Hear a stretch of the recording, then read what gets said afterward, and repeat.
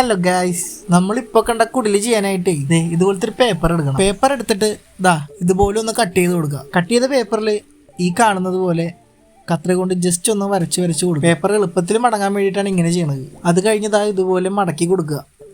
ഈ ഭാഗത്തായിട്ട് നമുക്ക് വേണ്ട അളവിന് പശ തേച്ച് കൊടുക്കുക.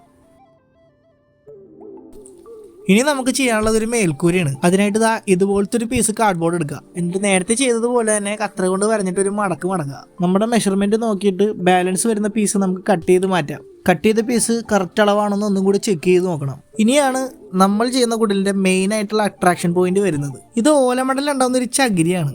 ഈ ചകിരി എടുത്തിട്ട് ഇതുപോലെ വെച്ച് കറക്റ്റ് അളവിൽ നോക്കുക. എന്നിട്ട് കറക്റ്റായിട്ട് കട്ട് ചെയ്തെടുക്കുക. കട്ട് ചെയ്ത അളവ് കറക്റ്റ് ആണെന്ന് ഒന്നുകൂടി ചെക്ക് ചെയ്യണം. ആവശ്യത്തിന് പശ എടുത്തിട്ട് ഇതുപോലെ തേച്ച് കൊടുക്കുക. എന്നിട്ട് നമുക്ക് കട്ട് ചെയ്ത് വെച്ചേക്കുന്ന ആ പീസ് ഫിക്സ് ചെയ്ത് കൊടുക്കുക.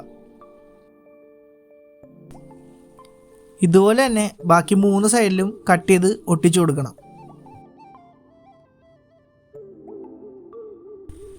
ഇനി നമുക്ക് ഇതിൻ്റെ മേൽക്കൂരയിലാണ് ഒട്ടിക്കാനുള്ളത്. അതും നേരത്തെ ചെയ്തതുപോലെ തന്നെ പശ തേച്ചിട്ട് കറക്റ്റായിട്ട് ഒട്ടിച്ചു കൊടുക്കുക. എന്നിട്ട് രണ്ടും കൂടി ഒന്ന് ജോയിൻ ചെയ്ത് നോക്കാം. അപ്പോൾ നമ്മുടെ കുടിലിൻ്റെ വർക്ക് കംപ്ലീറ്റ് ആയിട്ടുണ്ട്. നമുക്ക് ഫൈനൽ ലുക്ക് നോക്കാം.